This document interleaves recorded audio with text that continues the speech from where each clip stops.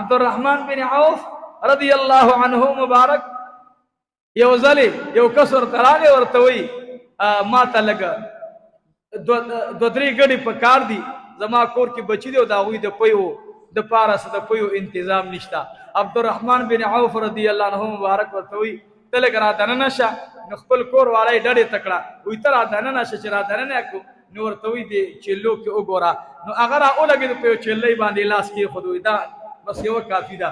عبدالرحمن بن عوف رضی الله عنه مبارک ورته وایي نه دا د پیو کمزورې ده په غلام زه دوکه شو خو دا کمزورې ده. عبدالرحمن بن عوف رضی الله عنه مبارک لاړو او دو پټېدارې چیلۍ او دوه ګډې ورته را دې خوا کړلې. ورته وایي دا دوه چیلۍ او دا دوه ګډې دا والا دا ویل چې ماله دوه په کار دي. نو دوه چیلۍ دې ویلې دا دوه ګډې زما د خوا نه درته حبه شوې او بیا بهترینه د ړومبۍ لنګه اوښه چې ډېره مزېداره بچۍ ورپسې وه. هغې یو کتاب ولیکلي چې سره هغوی د اوښې چې دا دغه به یې سره زیړه وه نو په هغې به ډېر فخر کولو. وایي دا یې ورسره کړه چې دا بوزه وی هغې اوښې چې کله روانېدله نو وی بار بار بیا عبدالرحمن بن عوف ته داسې لیدل داسې به ورته لیدل. وی هغه مبارک ورته ویل چې څه کنه لاړه شه تا سره خدای پاک ډېر لوی احسان وکړو چې الله په خپله لاره کې قبوله کړي. وی دا چې ګډ اوښه چې روانېدله نو عبدالرحمن بن عوف ته بار بیا ولیدل. نو وی د دې مالک نه یې زور وکړو دې خوا عبدالرحمن بن عوف ته راغله واپس. بعضې وخت کې سړی څاروی ونیسي تیز نشي نیولی ټیټ نشي نیولی ترې نه راخلاصه شي بس راخلاصه چې راخلاصه شه عبدالرحمن بن عوف ته راغله. عبدالرحمن بن عوف ورته په غوږ کې یو خبره وکړه آی ها مونږ ته افسوس په دې راځي نن د دې پورې خلک خنداګانې کوي. سلمان فارسي حسن بصري فرمایي وایي سلمان فارسي رضی الله عنه روان دی مخې ته شرمخ راغی زمری چې راغی ډېرې سترګې ورانې دي او پوری چې حمله کوي. سلمان فارسی رضی الله عنه ورته داسې وکتل او ورته وخاندل ورته وی اے شرمخه ودرېږه قدم را اوچت نه کې ز اسپۍ د جناب محمد رسول الله ایمان ودرېږه بل قدم را وانخلي. سلمان فارسی سره شاګرد روان دی. سلمان فارسی سترګو کې اوښکې راغلې. شاګرد یې تپوس کوي اے حضرت ولې جان وایي اسې نه چې الله رب العالمین د عباداتو بدله راته هم دلته رانکي په یو شرمخ باندې. شرمخ هغلته ولاړ دی خوله یې خوځېږي لکه چا سره چې خبرې کوي. سلمان فارسی رضی الله تعالی عنه غوږ ورته کېښودو آغا شرمخ لگے دے تو غلام د جناب رسول اللہ او زو اوز دستا د غلامان غلام ما شاعراتا وکڑا لاند کی ناستو او لکی د شاد خوانا خوزے. سلمان فارسی ورتوے اے بچیا کستڑے شوے پدے شرمخ باندے سور شا. اشاگرد ورتوی حضرت سنگ پو شرمخ باندے سور شا. ورتوی اے بچیا ما تا اللہ رب العالمین طاقت را کڑے زتلے شما تا کمزور کتلے شینانو پدے باندے سور شا. ورتوی اے سلمان فارسی سنگ پدے باندے سور شم دا خو شرمخ دے دا خو ما اوچتولے نشی. سلمان فارسی ورتوی لار شا او دزان نغت شرمخ راوالا دے لاړو د زنګل نه ځان سره لس داسې شرمخان راوستل چې ار یو د بل نه دنګ دی. سلمان فارسی رضی الله تعالی عنہ ورته وی اے د خدای بندا دا زما خپل کمال نه دی څوک چې د الله د دین تابعدار شي الله رب العالمین به ورته ټول شرمخان تابعدار کی. دی ورته الله دا شیبان راعی رحمت الله علیه ګډوډه خبره مان بل طرف ته لاړې زتا ویم چې ګوره موږ نه ګوره خوف خداوندی لاړو نن قسم دې موږ باندې خپل سره راضي حمله کوي د موږ نه الله ناراضه دی. موږ د دین نه ډېر لرې شو باغیان شو. نن زما استا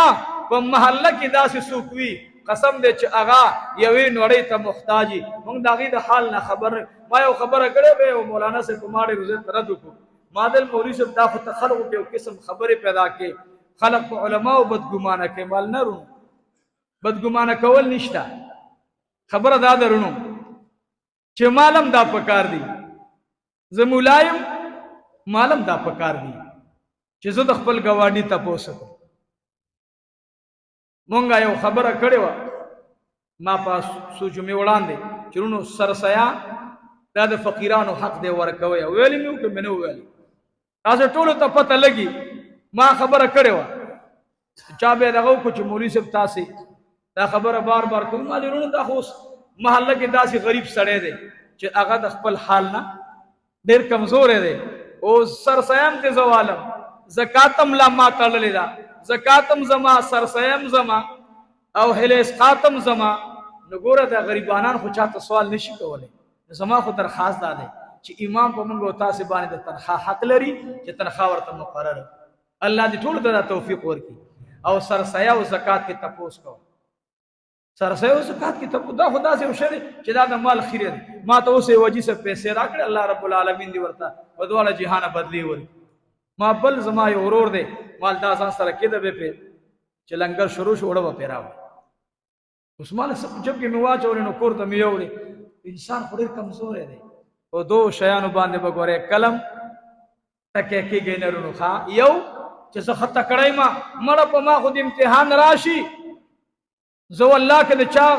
نه نه نه امتحان نه به ځان ساتي، خاص کر د مال د امتحان نه،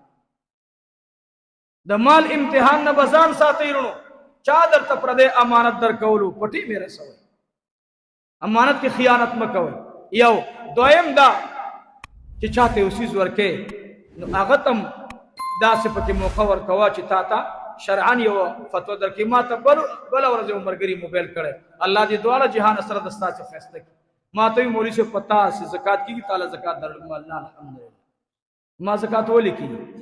زه خو دا هره جمعه باندې دا خبره کوم، هره جمعه باندې. او وجه ځکه چې تحدیث بالنعمت دی، ناشکر انسان د الله نه دی خوښ. وړه غوړي والله ما یو جمعه لږ کمزوري غوړي راوړي چې چا دا صدقه کوله په دې وایي نه ښکلي غوړي راوړي. نو ولې زه د الله د مخلوق د غریب سړي حق وخورم؟ زکات سرسیارونو سوال درته کوم، تاسې خپله محله کې غریبانان وي هغې ته ورکه. ما یو خبره کړې وه چې ټیل باندې په ټیلونو باندې جوماتونو کې په رنګونو باندې جوماتونو کې زکات مه لګوئ، دا ښه کار نه دی. مدرسه کې ټیل باندې زکات باندې ټیل مه لګوئ. دا یو زما خبره ده، خدای دې په دې معنی علما نه خفه کوي. ټیل دا ضرورت نه دی، دا ضرورت مسله ځکه کوم چې دا خلقو ته خیر پې ورسېږي. او دا د قسم د هر چا سره احسان کوم، علماو سره کوم. په ټیل باندې زکات نه کېږي. زکات چې ورکوئ یو خبره درته کوم، کوشش دا کوئ چې د مدرسې تپوس وکړه چې د لنګر څه انتظام دی، وړه غوړي په دې کې. بعضې خلک وایي چې طالب د کور د خوا نه مالدار راغلی نو په هغو زکات نه کېږي. بیا دا زکات ولې خوري؟ ګورې یاد ساتئ، طالب چې مدرسې ته راغی دا په سفر د علم کې دی، په سفر د علم کې دی، د خپل مال نه مالک نه دی، دا مملوک دی د خپل مال. دا مملوک دی د پلار سره مال دی، جایداد دی، هر څه دي، خو دا بچی خو طالب دی دلته راغی. دی په مدرسه کې د طالب په حیثیت باندې اوسېږي، د طالب په حیثیت باندې. نو دی طالب لا اوس کتا په لنګر کې زکات ورکو، دا ګناه نشته په دې باندې. نو طالب ته مدرسې ته نو ما دا خبره کړې وه، یو کس راته موبایل کې ویل مولوي صاحب تپوس درنه کوم، ماله څه پته وه چې هغه سره کس ناست دی. و یاره جي وایي ستاسې مدرسه کې ټیل لګېږي؟ مال چې آو مال مدرسه کې مونږ کار جومات کې شروع کړی. وی مدرسه کې مال نه، مدرسه کې مونږ لاندې ټیل نه لګو. وی ولې مال نو ټیل ځکه نه لګو چې ټیل ته ضرورت نشته دی، رنګ شته دی، هر څه شته دی. نو ما ته ویل که تعالی زه د زکات پیسې در ولېږم او ټیلونه بېرته والم څنګه ده؟ په منبر ناست یم. ما ویل نه په دې زکات نه کېږي وروره. ما ته څه پته رهي چې خوا کې ورسره زما یو ورور ناست دی هغه به اوس ماله غوسه کېږي. ما ته وی نه استاد جي تا ته وایم که ستا مدرسه کې ټیلونه لګېږي په کمرو کې نو زه په زکات کې ما سره 3.5 لکه روپۍ دي د هغې ټیلونه درلېږم. ما ویل نه وروره په ټیل زکات باندې ټیلونه خلق اغوستل نه دي پکار، دا خو د غریبانانو حق دی. که ضرورت وي نو هغې ته یا مدرسه قرضدارئ، خو هم چې هغه قرضداري په دې څیز نه وي. ګورئ وی خواب زه ټیک شو مولوی صاحب لک ټنګ تیر شو بس موبایل لاغی سودیا خوا کې ناس وی تا دا خبره په کم دلیل کو مولانا صاحب انا لله و انا مال واستکارو کړه ما ول داسې چل دی صاحبہ ما ته سپته و چې تو سره خوا کې ناس ما ماپ کا بس ما سده ته ویم تا ته بس دلیل ویم کومال د عمر سے به دلیل لا سره شته دی د چا ټول وای د چا عمر رضی اللہ تعالی عنہ مبارک میں عامل اولے گلو عامل لاڑو زکات بسے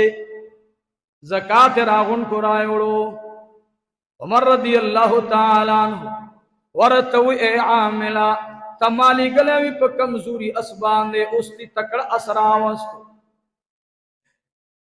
دارا تاوائے چی دا سنگ در تملاوشو ورتوی امیر المؤمنین یو کسرا مالو ما توی دا استی کمزور دے دا اسوا اخلا دا متا تحب کو پدے بان خپل ضرورت پورا کا عمر رضی اللہ تعالی عنہ ورت درخواست علی گلو دے نبات چی دا عامل چاہتا ورتلو دا زکاة مور کوئی دل زکاة مور کوئی دتا زکاة مور کوئی زکاة دا زکاة پا حق باندے پا ادا کولو پوئی گنا دا دا نفس مجبور دے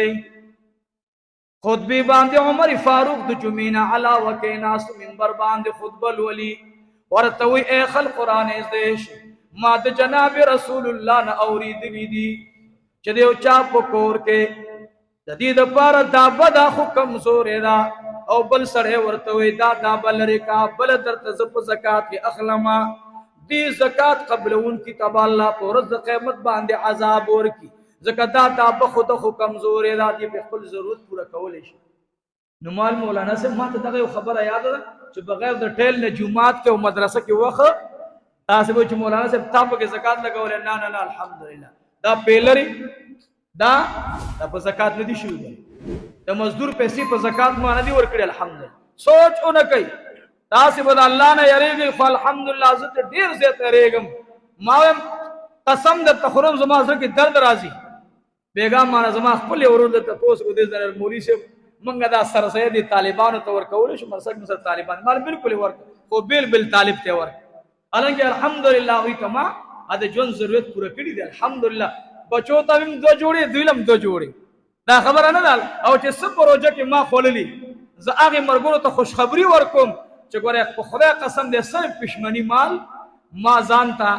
ترکاری لگا ترکا کڑی دا پاگی میں دوبارہ لگ ٹماٹر اچھولی دکھے چاہاں ٹول طالبان تو بیانا رسید اللہ دمرا ترکاری اگا ما صرف مرچک او ٹماٹر پاکی سیوا با اچھولے نور انشاءاللہ چیزا ما بچو سے خول لیا اگا ما پودے طالبانو خولے لی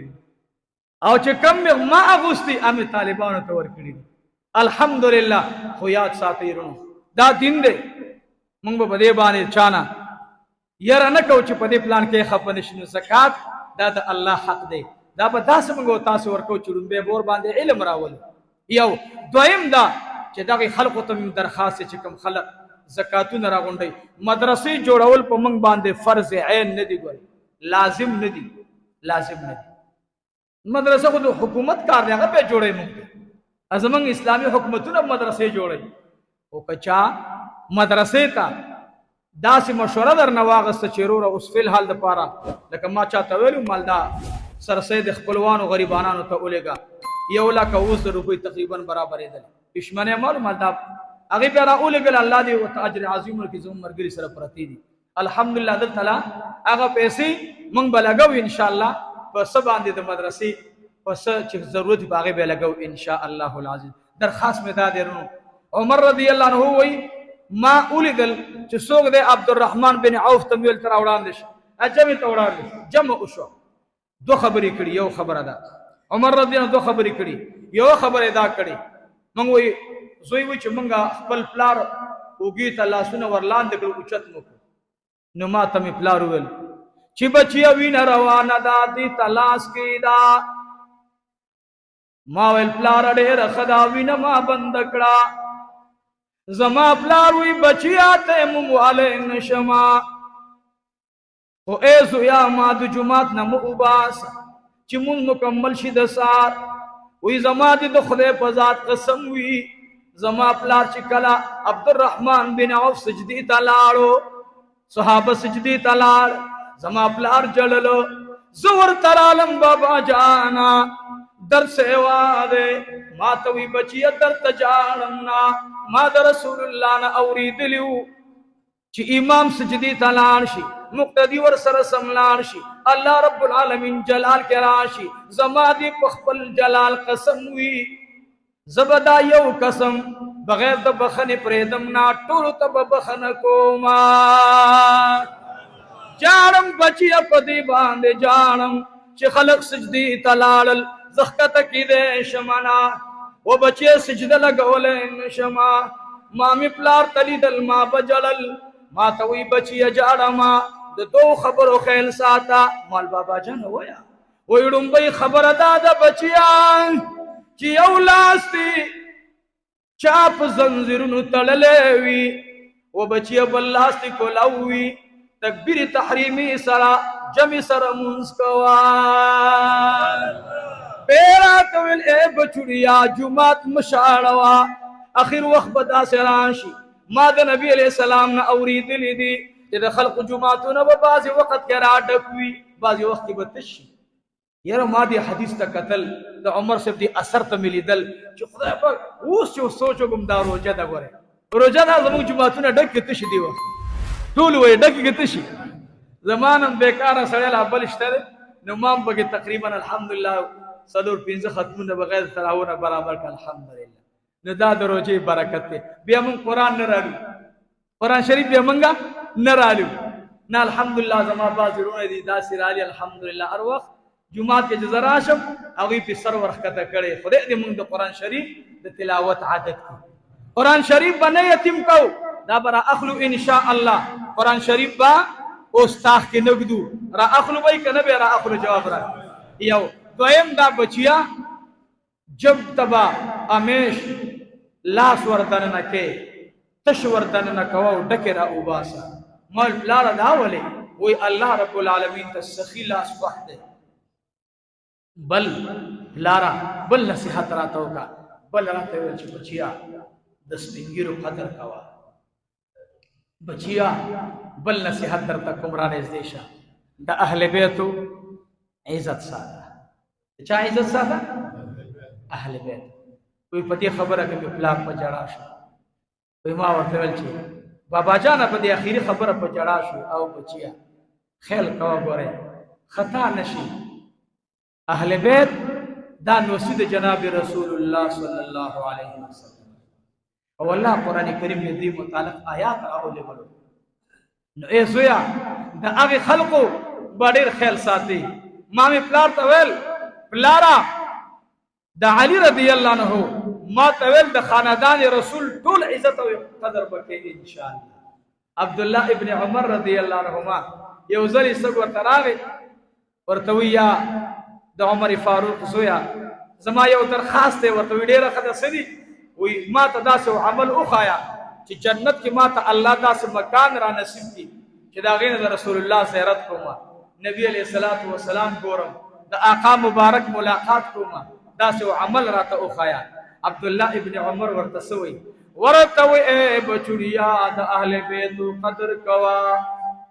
اہل بیت دزان نشاتا مساتا دزان نیوران دے ساتا اہل بیت تا بد موایا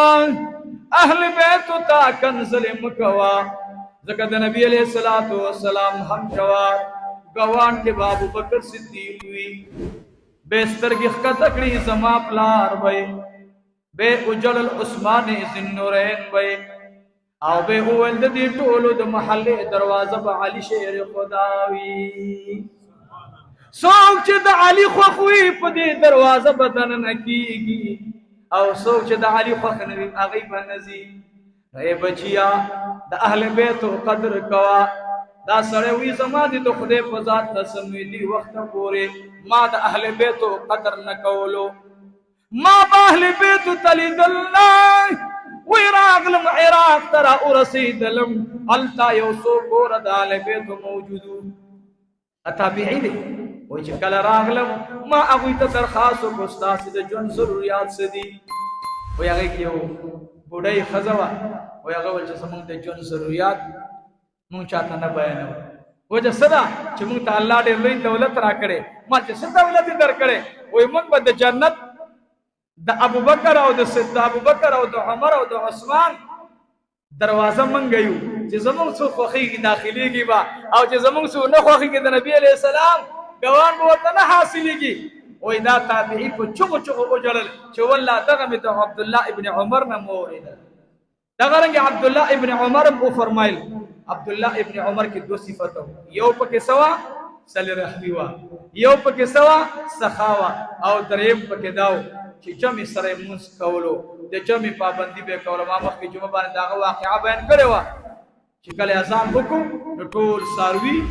سرونه یې لاندې په ځمکه کېښودل نو دې نه دا پته ولګېده چې څوک هم د الله شي ټول مخلوق به د الله هغه راوالي او د دې انسان تابع به کړي نو درخواست مو دا دی ورونو چې جماعتونه به اوس شاړه ونه انشاءالله او دویم درخواست مې دا دی ټولو عوامو ته دا موبایل تاسې اسم استعمالوئ د خدای د رضا دپاره د الله د رضا دپاره د دغې شرپسند خبرې مه اورئ سوال درته کوم بس مې په دې نیت اورئ چې ورګه بیا به یې څه ویلي بیا به یې څه ویلي او بیا به یې څه ویلي یاد ساتئ الله رب العالمین فیصله به تاسو وګورئ وخت انتظار وکړئ ډېر زر به وګورئ چا چې زما د محبوب په ذات کې ګستاخي کړې ده چا چې زما د محبوب د غلامانو په ذات کې ګستاخي کړې الله د دنیا نه به بې ایمانه بوتلي دي موږ او تاسې اهل سنت والجماعت چې الحمدلله کامیاب یو موږ کې ادب دی څه شی دی څه شی دی ورونو د صحابه کرامو نوم چې اخلئ په ادب سره به اخلئ د اولیاء نوم چې اخلئ ادب سره به اخلئ درخواست درته کوم قرآن شریف را اخلئ کولویا ځان سره سینې ته نږدې کوئ دا نور دی رڼا ده انشاء الله جمعه ته چې راځئ د جمعه د آدابو خیال ساتئ